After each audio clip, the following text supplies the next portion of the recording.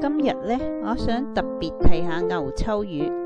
咁牛秋魚呢係一種非常之好嘅魚嚟嘅，佢嘅性質係平和，佢有滋陰潤燥、健脾益氣嘅功效。咁牛秋魚呢，好多時唔係你想買呢就買得到嘅。咁我通常喺街市一見到呢，我就唔放過嘅。咁今日我見到4條啦，咁我全部掃晒佢返嚟，咁就洗乾淨啦，索乾水啦，就揾啲鹽同胡椒粉呢，就醃一醃佢。咁而呢4條呢，就係中小型大條啦，咁我就分2餐啦，咁將佢放喺密封罐啊，或者保鮮紙包好佢放落冰格，咁有需要嘅時候就攞出嚟用啦。咁用嚟煲湯嘅魚呢，就用啲薑片就煎一煎香佢。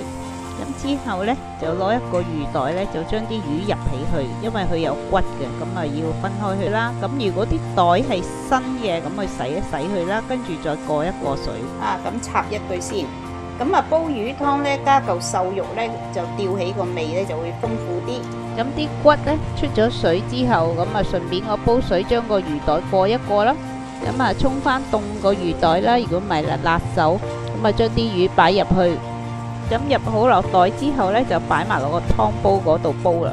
咁今日呢一個湯呢就好簡單，啲骨呢就放咗落去煲先啦，跟住擺埋啲魚落去，咁擺埋啲油甘子落去煲低1個鐘或者1個零鐘啦，咁就煲起加鹽，俾晒芫茜，咁煲完嘅。咁油甘子呢，可以用啲鹽浸一浸佢，然後洗乾淨，拍一拍碎佢，咁擺埋落去煲。咁講下用油甘子嚟煲湯呢，亦都係比較係潮汕人係比較多嘅，咁亦都係潮汕美食之旅帶翻嚟嘅。